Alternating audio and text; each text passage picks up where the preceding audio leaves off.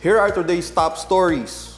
A magnitude 7.5 earthquake strikes Davao Oriental and threatens parts of Visayas and Mindanao with a tsunami. The United Arab Emirates sends emergency relief to quake-hit Cebu. The Philippines welcomed the Gaza ceasefire deal with the hope it leads to long-term peace and stability in the Middle East. IBC 13 hails the renewal of its 25-year franchise as a boost for its mandate towards modernized public service.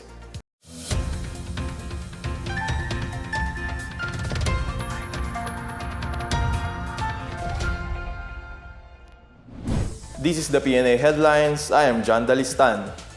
A magnitude 7.5 earthquake struck Davao Oriental this morning and causing a tsunami threat over parts of Visayas and Mindanao. In a report from Philippine Institute of Volcanology and Seismology or PBBM, the 20-kilometer deep tectonic earthquake struck 44 kilometers northeast of Manay Town at 9:43 a.m. Intensity 5 was felt in Davao City and Intensity 4 in Bislig, Surigao del Sur. Aftershocks and damage are expected. PBBM also warned of possible destructive tsunami threatening coastal areas, particularly in eastern Samar, southern Leyte, Dinagat Islands, Surigao del Norte, Surigao del Sur, and Davao Oriental. Sea travel is discouraged and vessel owners are told to secure their seacraft and move away from the waterfront. In a statement, President Ferdinand R. Marcos Jr. assured the government is working to assess the situation and ensure public safety after the magnitude 7.5 quake that hit Davao Oriental. Marcos said he has directed the National Disaster Risk Reduction and Management Council, the Office of Civil Defense, the Armed Forces, the Philippine Coast Guard, and all other concerned agencies to immediately carry out search, rescue, evacuation, and relief operation in coordination with local authorities. He urged residents in affected region to stay away from the shore until authorities declare it safe. Meanwhile, PBBM Director Teresito Bacolcol reminded the public to prepare in the face of the threat of earthquakes, tsunamis, and even volcanic eruptions. Among the preparation, he cited are strengthening earthquake drills and implementing engineering standards that will help structure withstand tremors. In Cebu, which is still recovering from the magnitude 6.9 earthquake which struck Bogo City on September 30, the United Arab Emirates government has dispatched emergency relief to affected communities. State-run Emirates News Agency reported that UAE Aid Agency sent urgent humanitarian response in the form of relief supplies to complement the Philippine government's effort to mitigate the impact of the disaster.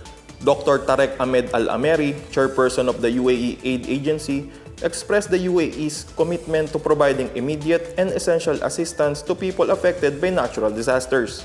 The UAE is one of the several foreign governments, including Singapore, Japan, and United States, that committed to support disaster relief efforts in the aftermath of the devastating tremor that killed 72 in central Visayas. Meanwhile, 2 tent cities have been initially built in northern Cebu following President Ferdinand R. Marcos Jr.'s order to provide temporary shelters for displaced earthquake victims. The Department of Public Works and Highways said Bogo City Tent City has 93 tents housing 79 families. On the other hand, the tent city in Medellin Municipality currently has 66 tents. Plans to build a tent city in San Remigio and Daan Bantayan are also underway.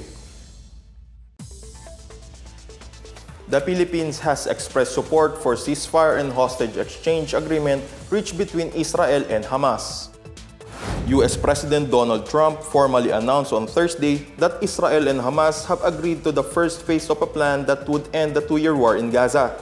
This phase, which took effect at 5 p.m. on October 9, initiates the release of all hostages from the October 7 attack in Gaza. In a statement, the Department of Foreign Affairs or DFA said this agreement represents a monumental step towards de-escalation and breaches fresh hopes for all those affected in the region, especially in the hostage and the people of Gaza. The DFA also recognized the diplomatic efforts of mediators from the United States, Qatar, Egypt, and Turkey in bringing about the necessary pause in the hostilities. It expressed hopes this initial step will usher in long-term peace and stability in the region, where 2 million Filipinos live and thousands of seafarers sailed through. Meanwhile, the Israeli embassy in Manila renewed its appeal for Philippine government to downgrade its travel alert for Filipinos. During a reception for the Jewish Sukkot or Feast of the Tabernacles in Taguig City on Thursday, Israeli ambassador to the Philippines Dana Kirsch cited the improved security situation in the region following the latest ceasefire. Kirsch expressed optimism that peace agreement would help stabilize the region and restore confidence among travelers. She also expressed Israel's vision to live in peace with its neighbors such as Palestine. The DFA maintains Alert Level 2 or restriction phase in Israel to Level 2 brought by the end of the 12-day Iran-Israel conflict on June 24. The Intercontinental Broadcasting Corporation or IBC-13 has thanked President Ferdinand R. Marcos Jr. and Congress for renewing its broadcast franchise for another 25 years. This came after President Marcos signed Republic Act 12311 on October 3, granting IBC-13 the authority to operate broadcasting stations nationwide for commercial purposes and in the public interest. In a statement, IBC-13 President and Chief Executive Officer Jimmy Policarpio called the renewal a reaffirmation of trust in its mandate as a state-run media network. He said the move reinforces its effort to modernize the network, expand digital coverage, and uphold its mandate to public service as a pillar of Philippine broadcasting.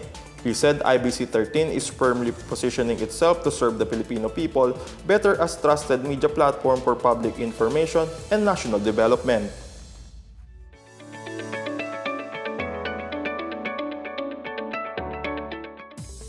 Moving on to business, Philippine has lifted an importation ban imposed on live birds and other poultry products from 6 countries. Agriculture Secretary Francisco Q. Laurel Jr. issued memorandum orders lifting the restriction following the resolution of outbreaks of highly pathogenic avian influenza or bird flu in these areas. In a statement, the Department of Agriculture said the orders allow to importation of domestic and wild birds, particularly for pet or zoo purposes from Azerbaijan, Kazakhstan, Saudi Arabia, Slovenia, and Sweden. Likewise, the importation of live birds and other poultry products is allowed from Malaysia's state of Kelatan and Sabah. The ban covered domestic and wild birds and their products such as day-old chicks, eggs, and semen. The DA said the risk of importing poultry from these areas has been deemed negligible based on the evaluation of the Bureau of Animal Industry. In other news, the Department of Transportation or DOTr has acquired right-of-way in 6 areas from Bulacan to Pampanga covered by the construction of the NSCR or North-South Commuter Railway Project. These properties are located in Clark International Airport, SM Clark, Barangay Pulong Bulo in Angeles, Pampanga, Barangay Santo Niño in San Fernando, Pampanga, Barangay San Vicente in Apalit, Pampanga, and Barangay Iba Este in Calumpit, Bulacan. DOTr Acting Secretary Giovanni Lopez said the acquisition aims to speed up completion of the project following President Ferdinand R. Marcos Jr.'s order to expedite critical transport infrastructure. The department planned to secure right-of-way for 9 stations in the southern portion of NSCR by December, specifically in Binyan, Cabuyao, Santa Rosa, EDSA, Sucat, Muntinlupa, FTI, Blumentritt, and Santa Mesa. Meanwhile, construction of the NSCR Malolos station is also nearing completion. And those are the latest and biggest stories from the PNA Headlines. For more news update, visit our website pna.gov.ph or our Facebook and X account, Philippine News Agency. You may also watch the PNA Headlines through the Philippine News Agency's YouTube account and via the News and Information Bureau website under PNA News. Stay with us for more news updates, and it's 76 days before Christmas, and today is World Mental Health Day. We celebrate not because life is perfect, but because life still finds a way to reach us. I am John Dalistan, this is PNA Headlines, bringing stories that unite the nation. And please stay tuned for first episode of PNA Talks on the new chapter and future of State Network IBC-13, featuring IBC-13 President and CEO Jimmy Policarpio.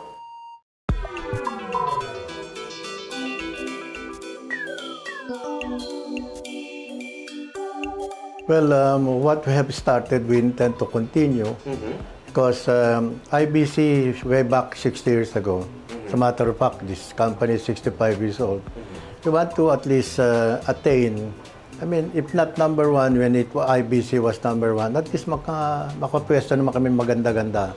That's why with the approval of the franchise, our sincerest thanks to the to both Congress and the House of Representatives, sa Senate at that, and of course the Office of the President. Now we can move faster. IBC now, the employees are composed mostly of the younger generation. So we're going to infuse new ideas, new people, para makita naman we're going to have a mix of different generation in the program that we are shortly going to launch. When we came, di 5 lang yung stasyon, pero ngayon, we are now 14 and fully digital. We were able to get the right funding and deliver the equipment necessary to make our show mas maganda, quality, the best. So I can simply say na IBC now is the fully digitalized station. So now we have the franchise, so we can move faster, move faster, and really make it realize what we've intended for, like IBC 13 to be the go-to station if you want the latest news. Family-based program. Marami pa rin kami gagawin kasi yung unang retiree na hindi nabayaran noon, nabayaran na namin lahat. Around 167. That was the old retirees who has been waiting for the last 25 years. Pero ngayon naman itong mga mid-year na yung kumbaga sa yung mga may edad na ngayon magre-retire na, we want them to be paid what is due them. We are now in total support of our president. We are doing a lot of reorganization because we have started, as our president has stated, a retirement plan for all of the older ones, and then we hire the real good ones to have a stable and energetic network. So we look forward to working with the newly reorganized IBC 13, looking forward after we had received our 25 years